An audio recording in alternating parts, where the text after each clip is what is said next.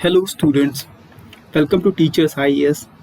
In today's video, we will be covering subsidies, which is very important topic under GS paper 3 economic section. So let's start. So let us first define what are subsidies. So subsidies are costs incurred by government through budgetary resources for provision of goods which are not classified as public goods. So if they will be classified as public goods, then they will be freely available. So in that case, the government can't say that they are providing subsidies because anybody can use these goods and government cannot stop. So what are public goods? Let us first understand them. So public goods have two necessary characteristics. First is they are non-rival, that is their consumption doesn't reduce availability. For example, take road. If one person is using road, that doesn't mean that other person that the road will not be available to use for the other person. So the consumption of that good doesn't reduce the availability for others. So the first characteristics is that it is non-rival. Second is it is non-excludable, that government cannot exclude anyone from using those services. For example, take police services. If there is some crime happening or some crime has happened, then the police will go and it will have to investigate, and the government cannot charge from the people, like especially for providing police services. So these are police services is a public good. Okay, and subsidies are provided on those goods which are not classified as public goods. Okay, and so let's study about classification of subsidies. So they can be classified in 4 ways. So the first is consumer and producer subsidies. In case of consumer subsidies, the benefits are directly provided to consumers. For example, LPG.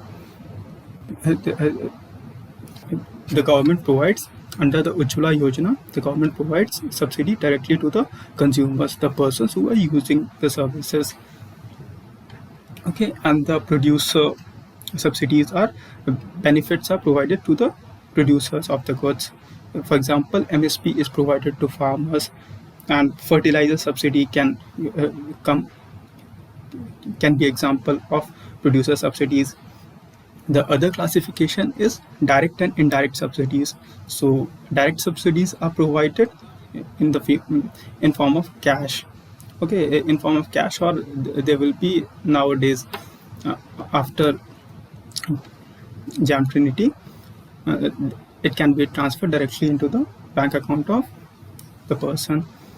Okay, so direct subsidies are directly provided to the person. And in case of indirect subsidies, the subsidies are provided for goods and services below market price, and the government procurement in excess of market price. So the person who will be getting the services or who will be using the goods, he will be getting those goods below the market price. What is the actual market price? If suppose there's a product that is being sold in the market for ₹10, and if the government is asking the service provider to give it to me at ₹5, and the remaining 5 the government is paying. So this is an example of indirect subsidy. For example, we can take fertilizer subsidy. Okay, and the third type is explicit and implicit. Like some subsidies are specified in the budget, okay, or any other document. It will be there will be an allocation made especially for that service, that is for that product, that is classified as explicit subsidy. For example, we can say PDS services. Government makes an allocation in the budget for PDS services, public distribution system. Okay, and the other type is implicit. Then the government will be providing these subsidies, but they will not be explicitly mentioned in the budget or anywhere. For example, the government is providing railway services at a discounted price. The ticket we get, it is cross subsidized. So the government doesn't mention it anywhere. Even in the budget, they don't mention it. That's why they are implicit subsidies. The fourth type is, like the fourth classification is on the basis of social and economic, like a subsidy given for social services like health.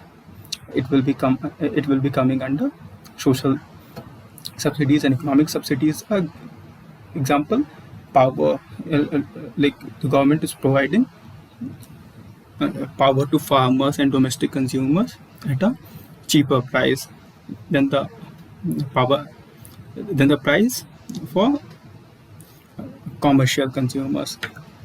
Okay, next is ways of dispersing subsidies. So there are three ways of dispersing subsidies. First is price subsidies, the second is direct benefit transfer, and third is income support.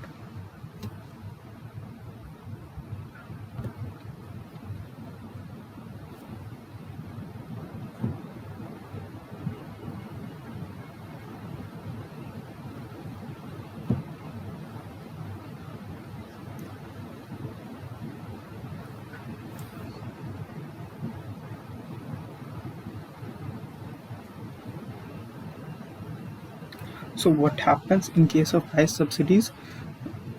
The government provides the product at a discounted price than what is prevailing at the market. For example, in PDS system, the government provides the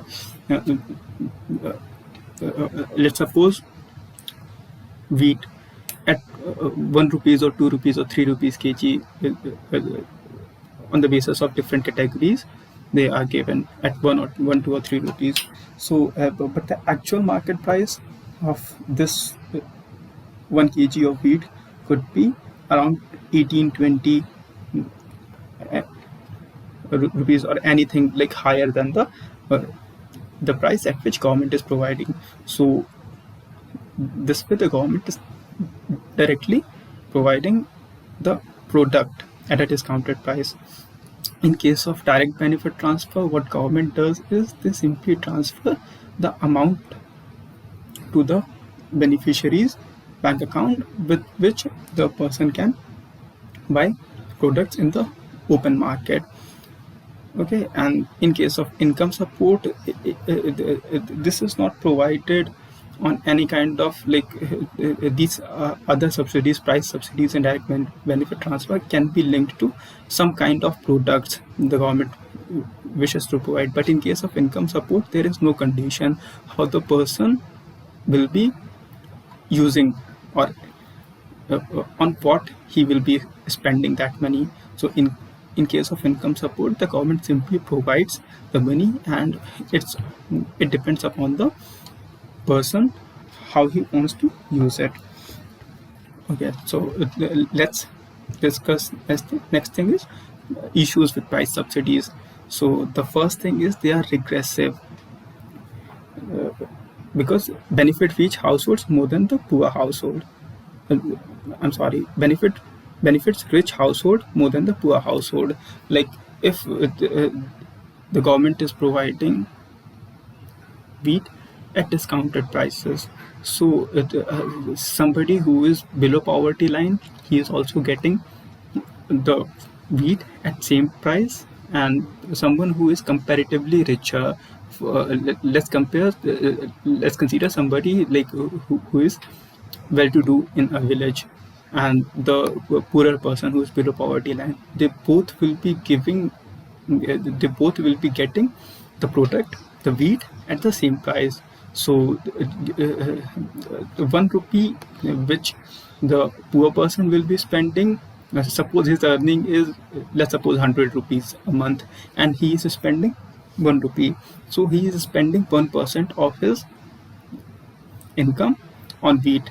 Whereas the rich person who has let's suppose 2000 rupees a month income and he is spending 1 rupee, so it will be very minuscule percentage of his income. So it benefits, the price subsidies benefit to the rich person more as compared to poor. So they are regressive. And the other thing is they distort the market in a way that ultimately hurts poor. Since there is black marketing and the let's take example of wheat again. If the wheat is provided at a discounted price, so the person, like the people, won't be buying from the open market. So due to this, the price of wheat, what it actually would have been if the government wouldn't be providing, it will be much lower because the demand will reduce. So it basically affects the open market system. Okay, and the third issue with price subsidies is leakages. Uh, There was a committee headed by former Chief Minister of Himachal Pradesh. I don't remember the name right now. So it was set up by the government, and it came up with the report which said that in some states the leakages are as high as 50% or more than 50% in case of public distribution system. So this issue is everywhere with the price subsidies. Like, for example, fertilizer subsidies. Government provides subsidy on fertilizer. So now the system has changed, but initially, like for 4 to 5 years earlier, it used to happen that this fertilizer was like diverted, and it was like exported to the neighboring countries where this fertilizer was used in other industries, and the people who were doing this, they were getting subsidy from government also, and they were selling it at a higher price in other areas in neighboring countries, and they were making profits, and it it was a loss to the public exchequer. So this is the issue with price subsidies. Next is direct benefit transfer. So what is direct benefit transfer? In case of DBT, government allows people to purchase at market price and transfer subsidy amount directly to the bank account.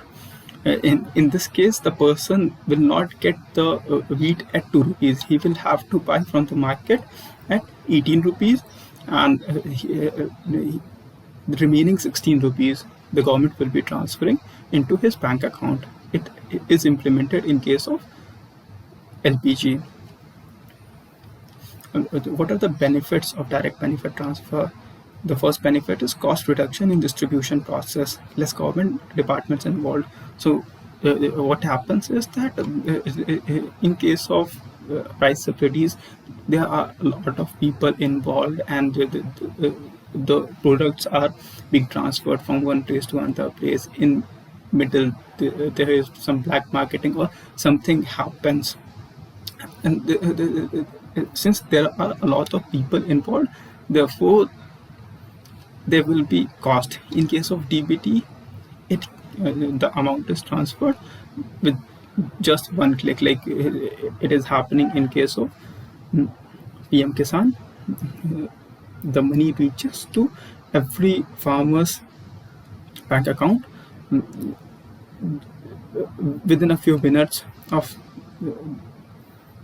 released by the government. Okay, so DBT, direct benefit transfer, reduces the cost involved, and it also removes possibility of leakages and diversion since there are no products involved. So they cannot be like diverted and be sold. It can be sold into black market, and the middlemen, the people who are involved, cannot make profit. And it doesn't disturb market because everybody is buying at the market determined price, like on the basis of demand and supply. So it doesn't distort the market. The next type we studied is income support. So in case of income support, we don't need to purchase or sell specific items to get this kind of support. Like I had told you earlier, that in case of income support, you don't need to buy anything. The government will be providing you the money and you are free to do whatever you want to do with that. People free to decide what to do with the money. Does not distort market. Since there is no product involved, how will it distort market? So it doesn't distort market. It can be given to a class of population, example PM Kisan, or extended to entire population called universal basic income. Okay, so if it is given to everybody, each and every citizen of India, then it will be called universal basic income because it is given universally. But if it is given to a specific class, like some farmers who have this much land and who are below this income, they will be getting the benefits of PM Kisan. They are getting 6,000 per month. So it can be given to a class of population. Let us compare what are the differences and what are the benefits and negatives of different types of subsidies provided. So the first is price subsidy. It is regressive in nature and it distorts the market, and there's a possibility of leakages. Like in case of PDS, there are more than 50% of leakages in some states. In case of direct benefit transfer, they are again regressive because they benefit the rich person more compared to the poor person. They distort the market, but there are no leakages or very less leakages. There may be some people who have fraudulently, like, they have got their name into the list. So with the exception of that, there are no other kinds of leakages in case of direct benefit transfer. In case of income support, they are neither regressive not distortive. They doesn't distort the market. Income support benefit equally because everybody is getting the fixed amount of money and they are free to do whatever they want to do with it, and there are no leakages since there are no products involved. So that was all for today. Thank you very much for watching. Please subscribe the channel, like it, share it, and if you like me to improve anything, I know there will be a lot of things, so I will improve with time. Please comment it and please tell me and I will try my best. Thank you very much for watching. Have a good day.